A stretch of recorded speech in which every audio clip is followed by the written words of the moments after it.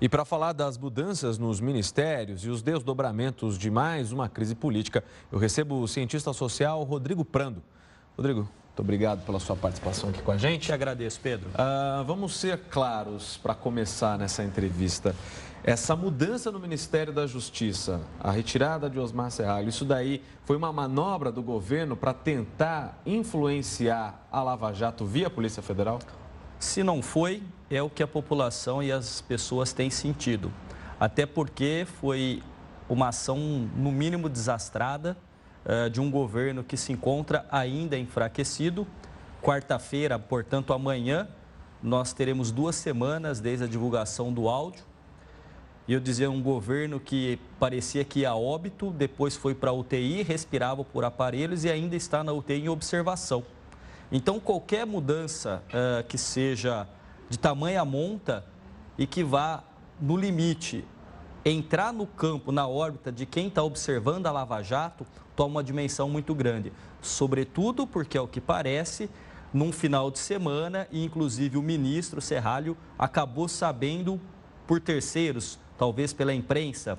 Então, por isso da decisão de não aceitar um novo ministério, enfim, de não aceitar a pasta da transparência e voltar para a Câmara. Sem dúvida nenhuma, eu acho que naquela jogada de xadrez que um presidente e seus assessores mais próximos realizam, foi um equívoco e está dando pano para a manga para o governo. E essa mudança, justamente num domingo, é uma coisa assim que dificilmente se tenha visto. Eu, pelo menos, não tenho lembrança de nenhum presidente realizar uma mudança ministerial em pleno domingo. Em relação ao novo ministro da Justiça, o que esperar, então, desse novo ministro? Olha, qualquer um que vá para a pasta da Justiça, sobretudo em tempos de Lava Jato, ela já se estende há um bom tempo, tem imediatamente a observação de toda a sociedade. Sobretudo com essa primeira questão que você coloca da cúpula da direção da Polícia Federal.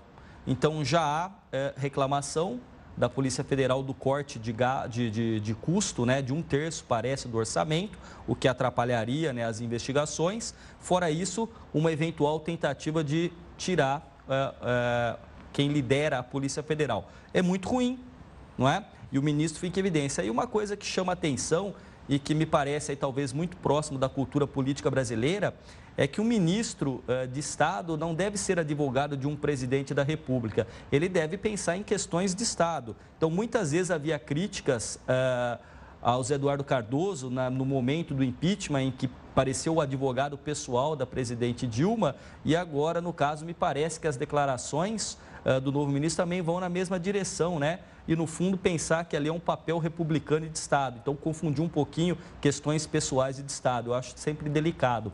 Portanto, uma pasta que chama muita atenção no momento que a gente vive no Brasil.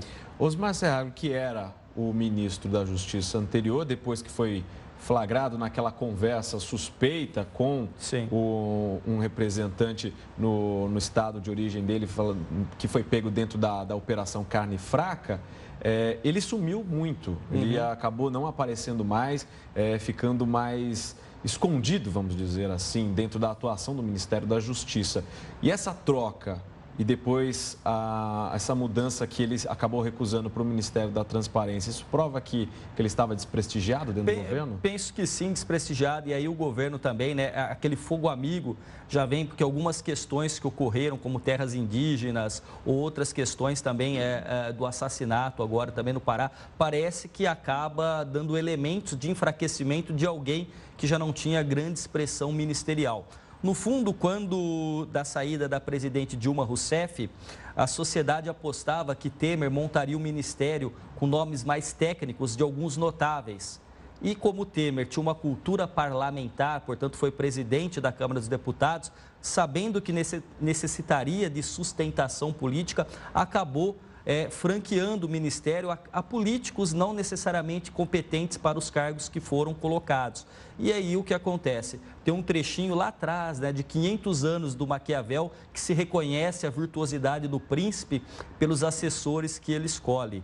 Então, me parece que, nesse caso, o que foi acontecendo no Ministério do Temer, não nesse caso, mas muitos outros, vem de um problema de origem desse ministério, como ele foi confeccionado no calor aí das tratativas pós-impeachment da presidente Dilma. Agora, analisando a situação política do país, especialmente do presidente Temer, a gente teve hoje o ministro Edson Fachin autorizando o interrogatório por escrito do presidente Michel Temer. Tivemos também a reforma trabalhista no Senado, a votação do relatório que foi adiada.